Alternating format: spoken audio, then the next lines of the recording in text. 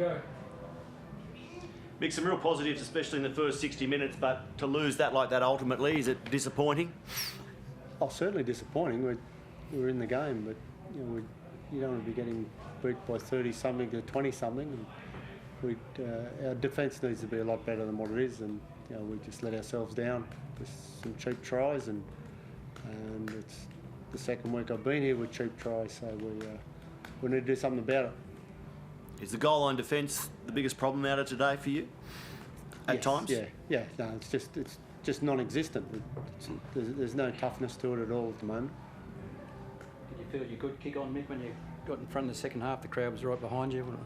Yeah, no, it was good. Good to have the Belmore crowd. It was fantastic, wasn't it? It was. I thought we could have got a bit of momentum and built a little bit, but sure enough, we come up with an error, or we come up with something that's not for the team, and it's disappointing. And again, just we need to be tougher. We're not tough enough at the moment. Jacko, on the goal line defence, is it technical lapses or attitude, or what? Where can you pinpoint it going wrong there? Yeah, probably a bit of both. Technically, I guess, is the main thing. We've had periods in games throughout the year where we've done really well and defended our line in, for 20-minute periods, and then others like this afternoon where we just concede tries way too cheaply through our middle. We can't be having that. We spoke about all week. We had everything to play for. We had a full crowd here at Belmore, and had a bit of an old boys' day with all the ex-Bulldogs. We wanted to put on a performance and wanted to put in a Bulldogs performance. Just the toughness that Potsy's talking about, built off the back of our defence, and really disappointed with that we conceded so many tries through our middle. Really cheap, soft tries. Mick, how do you... I know you say you need more toughness, but how would you instill that when you're coming in? You've had the best part of over a week now, and you've not had the chance to do a pre-season with them. Like, how do you intend to do that? It's small steps. Again, we will concentrate on the technical side, and it is mainly technical, and the toughness comes along with your mentality in the moment of staying in the moment when you are tired, is to do the right thing at the right time all the time, even though you're fatigued. And that's I think what toughness is, doing the right thing no matter what the consequences are, all the time. And on your try line, that's where you get tested. Mick, today was the first day all season in what? Firstly, you scored the most points you've scored all season, which is the second week in a row that's happened under you, and also the first time where Kyle has touched the ball more than Matt Burton. So is that something that you're trying to bring in terms of a new attacking structure to the Dogs?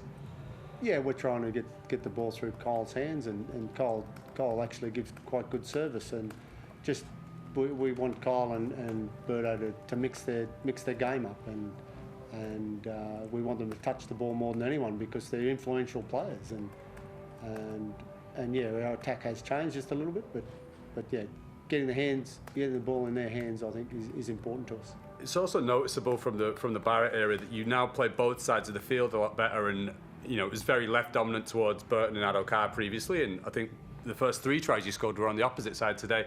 So is that something that you identified that needed to be changed early on? Well, the field's 67 odd metres wide or 68 metres wide. I thought we could use both sides. I thought it made a bit of sense. There's spaces on both sides, and yeah, I think that we've got good players that can carry the footy good and on both sides of the field. So it makes sense to move everyone around and give everyone an opportunity to see what they can do. And what's the messaging now to someone like Matt Duffy, for example, who, he created 3 tries, was brilliant in attack, but it was also pretty culpable for a few ones going the other way? Yeah, you'd like to be on the plus side there, and I'll do some calculations there and see how he's gone. But yeah, he does some really positive things for us, and I'll have a look at a couple of those other ones and just see what we can do there and see whether it was position or whatever it was, and try and help Duff there where we can. Do you think still going forwards for the rest of the season is the upside outweighs the downside at this stage? Well, I'm really just looking at next Friday. Anyone else like to ask a question? There's a couple of reports during the game that Josh Addo-Carr won't be in the Origin side. Would that surprise you if that turns out to be the case? What's that? That Josh Addo-Carr won't be in the New South Wales Origin side? Is it, have they that's selected the reports coming through. Would that surprise you if that is the case in an hour or so? Yeah, I think so. I think he's an incumbent, and I think he's a very good Origin player. So I would be surprised if he's not in the team. It'd be disappointing for Josh, but I hope that's not the case. Josh, you the same? If he Yeah, isn't absolutely. selected? He brings a lot to a footy team. He's been really good in that Origin side for, I don't know how long he's been a part of it, for a few years now. He's put in some great performances, so it'd be disappointing for him. And just the energy he brings around the place too is pretty infectious. So I'd imagine that's something that Brad Fittler would want to have in his camp throughout the week. Josh, in a tough season with not a lot of highlights, you get 16,991 cramming here and making plenty of noise. Just describe how that impacts you and the other dogs out there today. Yeah, it's a massive plus for us.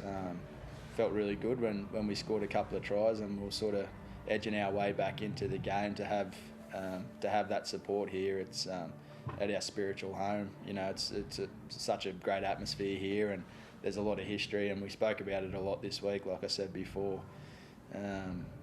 Just really devastated we couldn't get the win for the fans, who I know it's been a tough couple of years for, as it has for everyone who supports the Bulldogs and has been a part of the Bulldogs, but we're trying to turn it around, mate. We're doing our best. Nick, at what point did you lose Tavita, mate, and how is he? He just had a back spasm, so just a back spasm. And you've only got one back, so you need to look after it. And it was troublesome for him probably about 3 days ago, and he thought that it would come good. So it was only this morning that I found out. So that happens all the time. People pull out. So. Do you hope to have him just on short turnaround for, I think it's Yeah, Friday? I'm hoping so. Yeah. So I'm hoping it'll settle down for him and he'll be okay. But obviously the physios will be working overtime for him. Okay, great. Thank you. Thanks, guys. Thanks, gentlemen.